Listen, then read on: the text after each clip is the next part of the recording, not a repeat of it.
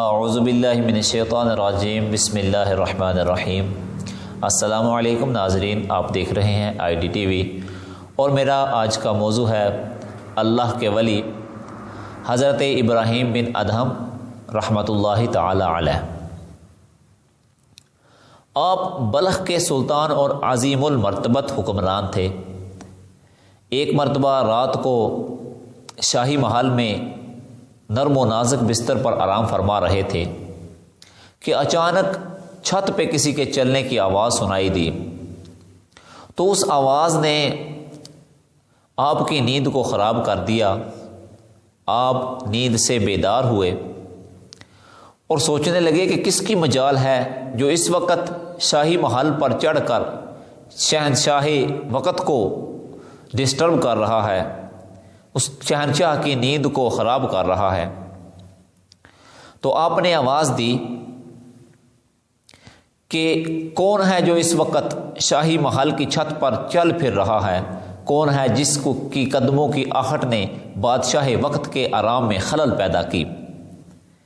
تو اوپر سے آواز آئی، اے شہنشاہ وقت، ہمارے اونٹ گم ہو گئے ہیں، ہم اونٹ تلاش کر رہے ہیں۔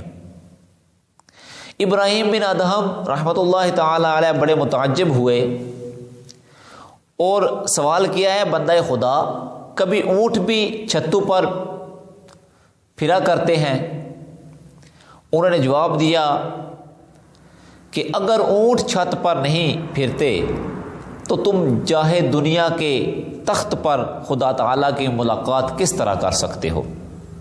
اگر چھت پر اونٹ نہیں مل سکتے تو نرم و گداز بستر پر اللہ تعالیٰ کس طرح مل سکتا ہے؟ اس بات کا سننا تھا کہ آپ پر لرزہ طاری ہو گیا، ایک عجیب سی کیفیت طاری ہو گئی۔ اسی کیفیت میں رات گزاری۔ دوسرے دن جب شاہی دربار لگا ہوا تھا تو ایک بہت ہی ذی حشم شخص دربار میں حاضر ہوئے اور بڑی تیزی کے ساتھ تخت شاہی کے پاس پہنچ کر آگے پیچھے دیکھنے لگے۔ کسی کو پوچھنے کی ہمت نہ ہوئی، تو جب حضرت ابراہیم بن ادہم نے پوچھا تم کون ہو اور یہ کیا تلاش کر رہے ہو، تو ان بزرگ نے جواب دیا کہ اس سرائے میں قیام کرنے کے ارادے سے آیا ہوں کہ چند لمحوں کے لیے اس سرائے میں آرام کروں۔ تو شہنشاہ نے کہا، اے مرد خدا، یہ سرائے نہیں بلکہ شاہی دربار ہے۔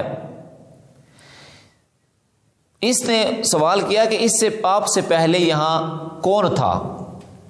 تو بادشاہ نے کہا کہ میرے آباء و اجداد غرضے کے اسی طرح کئی پشتوں تک پوچھنے کے بعد انہوں نے فرمایا کہ اب آپ کے بعد یہاں کون رہے گا؟ تو بادشاہ نے کہا کہ میرے بعد میری اولاد رہے گی، پھر اس کی اولاد اور غرض آگے یہ وراثت چلتی جائے گی۔ تو اس شخص نے کہا کہ ذرا تصور کیجئے کہ جس جگہ اتنے لوگ آ کر چلے گئے کسی کو یہاں ہمیشہ رہنا نصیب نہیں ہوا، تو وہ سرائے نہیں تو اور کیا ہے؟ یہ کہہ کر وہ شخص اچانک غائب ہو گیا۔ ابراہیم بن ادہم چونکہ رات ہی کے واقعہ سے بہت مضطرب تھے، اس لیے اس واقعہ نے اور بھی بے چین کر دیا۔ دل میں عشق الہی کا دریا پوری قوت سے موجزن ہو گیا۔ تو آپ اس مرد حق کی تلاش کے لیے شاہی دربار سے باہر نکل پڑے۔ ایک جگہ پھر ملاقات ہوئی تو ان سے نام دریافت کیا، تو انہوں نے کہا کہ میرا نام خضر علیہ السلام ہے۔ پھر غیب سے ندا آئی، اے ابراہیم، موت سے قبل بیدار ہو جا۔ اس صدائے حق نے آپ کو اور گرما دیا اور آپ نے تخت و تاج کو چھوڑ کر عبادت الہی میں مصروفیت اختیار کر لی۔ تو میں عرض کرنا چاہتا ہوں کہ اللہ رب العزت جل جلالہ کے بندے، اللہ رب العزت نے انہیں قوتیں، انہیں طاقتیں عطا فرمائی ہیں، ان کی طاقتوں کو ہمیں سمجھنے کی توفیق عطا فرمائے اور ہمیں اولیاء اللہ کی نسبت عطا فرمائے۔ وآخر دعوانا الحمدللہ رب العالمین۔